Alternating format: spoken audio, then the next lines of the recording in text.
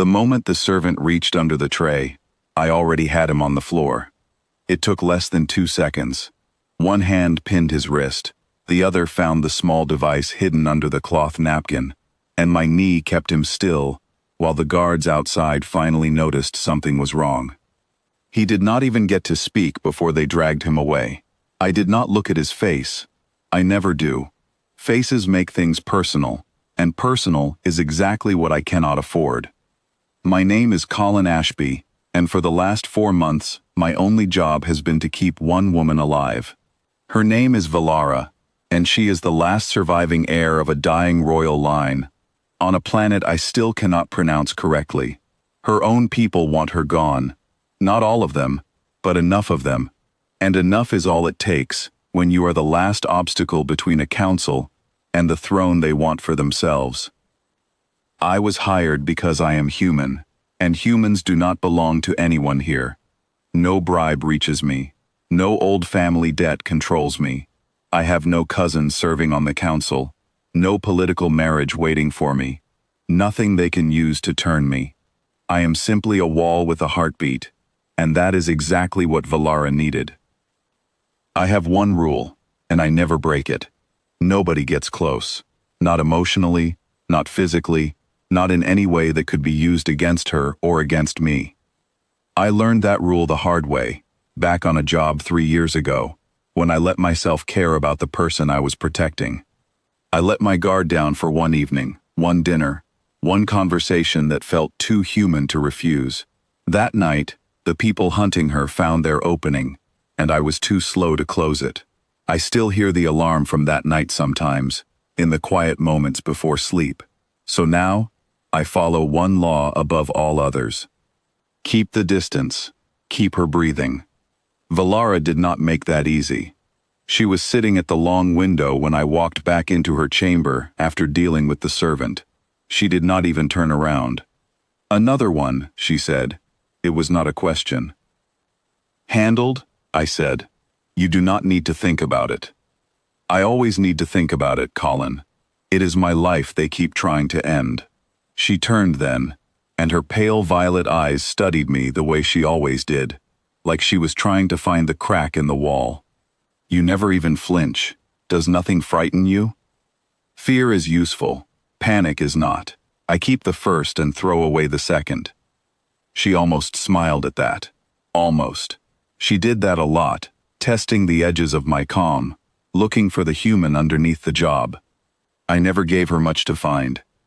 The days went on like that. Small attempts on her life, each one a little smarter than the last. Poison in a ceremonial drink that I caught by the smell alone. A device planted in her transport that I found because the weight of the vehicle was wrong by a few pounds. Someone was learning from every failure, adjusting, getting closer. That worried me more than any single attack. It meant whoever wanted her dead had patience, and patience is the most dangerous weapon there is. The council blamed outside enemies, of course. Rebels, foreign agents, old rivals from a war 2 generations back. Nobody wanted to say out loud what I already suspected, that the danger was walking the palace halls in expensive robes, smiling at Valara during formal dinners, offering condolences for attacks it was quietly funding. I kept my suspicions to myself. Suspicion without proof only makes enemies faster than it catches them. One night, after a gathering where 3 different nobles had asked me too many polite questions about palace security, Valara found me on the balcony outside her chamber. I had not heard her come out. That alone told me she had learned to move quietly around me, which meant she had been paying far more attention to my habits than I had been paying to hers. "You do not sleep," she said.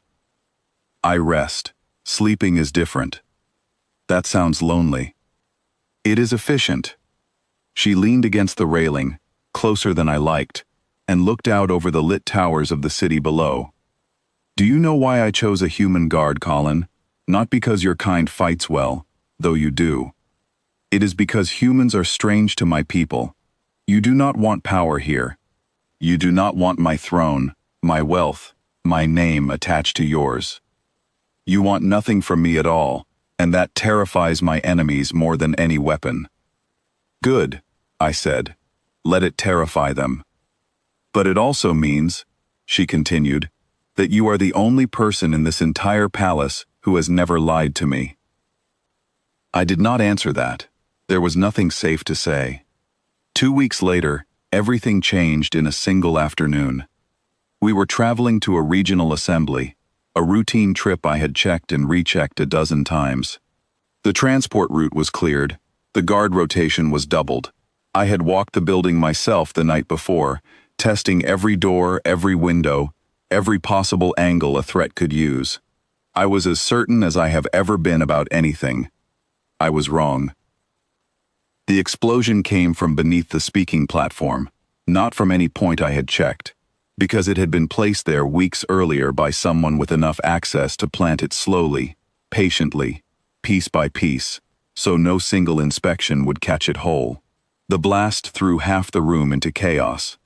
Smoke, screaming, the platform collapsing inward. I grabbed Valara before the sound even finished and pulled her down behind a stone column, shielding her with my own body out of pure instinct. The kind of instinct that comes before thought, before rules, before anything I had trained myself to control. For a moment, in the ringing silence after, I realized my arms were wrapped around her, and hers were gripping my jacket like it was the only solid thing left in the world. I felt her heartbeat against my chest, fast and human in its rhythm, even though she was nothing like me. And for the first time in 3 years, I did not pull away first. She looked up at me, dust in her hair, eyes wide but steady. "You are still here," she said, like she was surprised by it. "I told you, nobody gets close enough to finish the job, not while I am standing." That is not what I meant. I knew what she meant. I chose not to answer it, not yet, because the fight was not over. We got her out through a side corridor I had marked as an escape route on my very first day at the palace, back when I trusted no part of that building.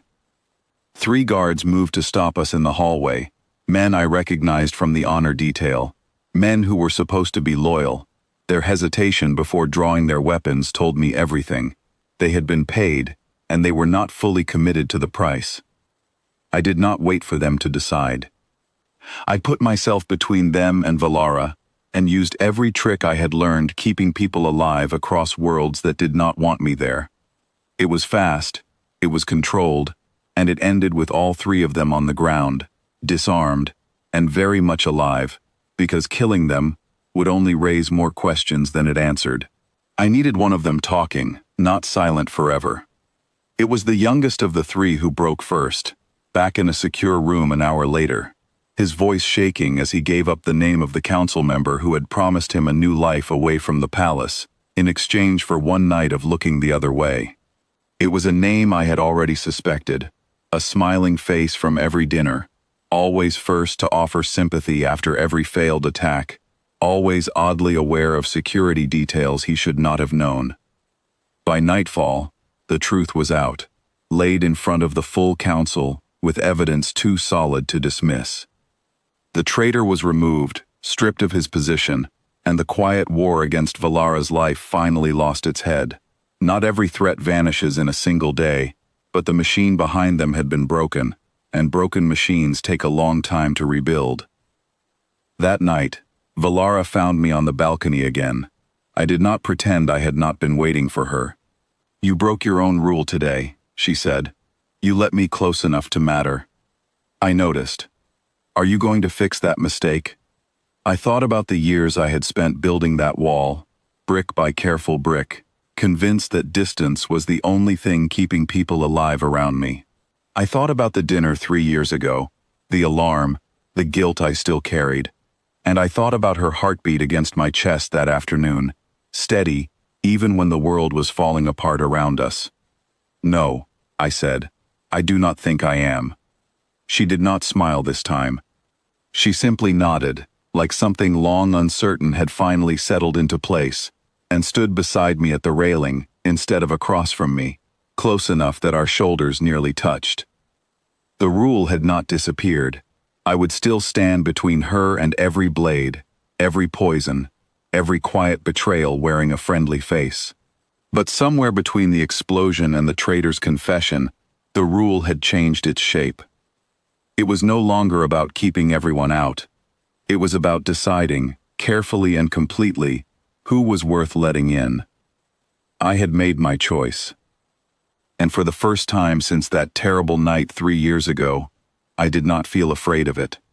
Because in the end, no empire, no council, no clever assassin ever accounts for the one thing that makes a person willing to stand in front of danger for someone else, again and again, without asking for anything in return. They call it strange, they call it human. I call it simply doing what is right, and I would do it again without hesitation, for her, for anyone else who ever needed someone standing between them and the dark.